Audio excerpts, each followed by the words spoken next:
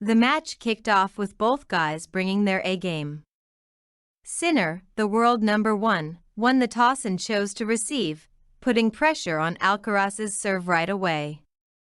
The first set was a slugfest. Alcaraz was aggressive, moving like a gazelle and ripping forehands, while Sinner's baseline game was icy cool, his ground strokes hitting like laser beams. Alcaraz converted 2 of his 3 break points, showing off his knack for clutch moments, while Sinner couldn't capitalize on any break opportunities. Carlos edged out the set 6-4 after a key break, using his variety, drop shots, lobs, you name it, to keep Sinner guessing. The crowd was hyped, chanting Carlos. As he pumped his fist, Sinner wasn't about to let Alcaraz run away with this. In the second set, he flipped the script. That game to level the score at 1-1 was pure fire. Sinner pulled off 3 unreal steals, turning defense into offense with some next-level forehands and backhands.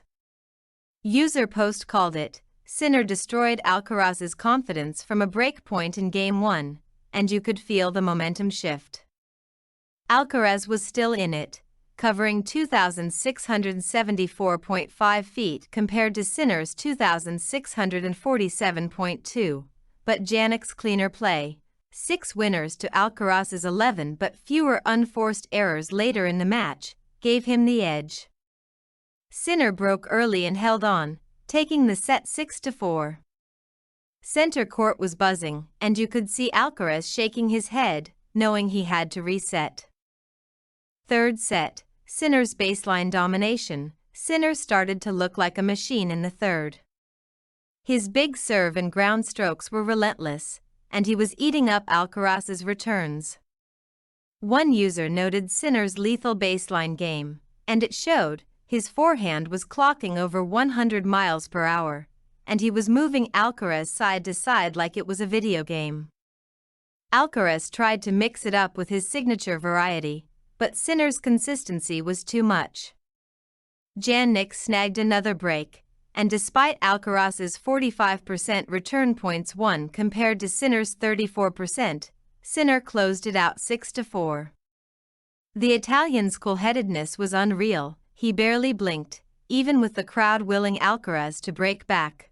The fourth set was where Sinner cracked the Alcaraz code. Alcaraz was serving to stay in the match at 4-5, and the tension was insane. Sinner faced 2 break points at 15-40, but as one post pointed out, his impassive personality kept him locked in. He served huge, banging down his 38th unreturnable serve of the match, and worked Alcaraz into the ground with a brutal point that had Carlos' racket slipping out of his hand. Sinner broke Alcaraz to love in the final game, winning 6-4 and claiming his first Wimbledon title, 4-6, 6-4, 6-4, 6-4. The match clocked in at around 3 hours and 35 minutes, a shorter affair than their 5-hour 29-minute French Open final epic, but no less intense. Alcaraz led with 11 to Sinner's 6 early on, but Sinner's consistency shone through. Unforced errors. Sinner had 13 to Alcaraz's 8 in the early sets, but tightened up late. Break points. Alcaraz 2/3, 67%, Sinner 0-0 early but converted key breaks later.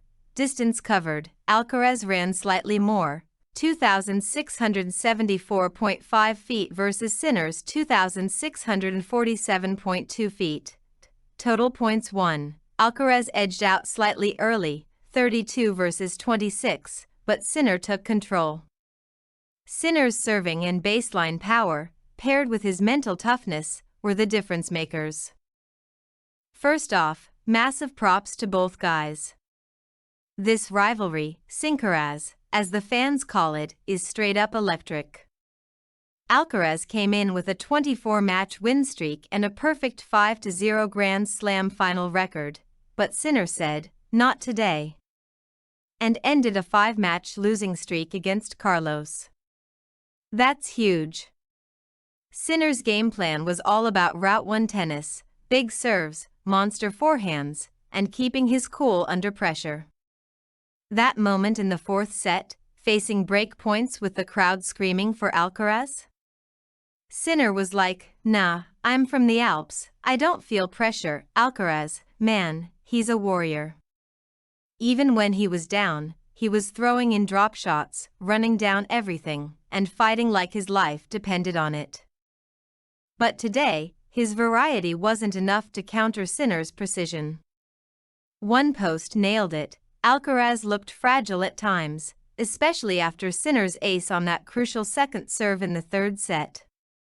Carlos' 11 winners early showed his flair, but Sinner's cleaner play late, fewer errors, smarter shot selection, sealed the deal. What does this mean for the rivalry? It's 8-4 Alcaraz overall, but Sinner's got the momentum now. Their French Open final was a 5-set thriller where Alcaraz pulled off a miracle comeback, but Sinner flipped the script on grass.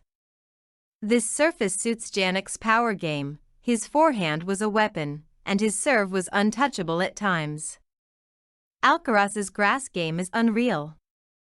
But as one user said, he's less error-prone on clay.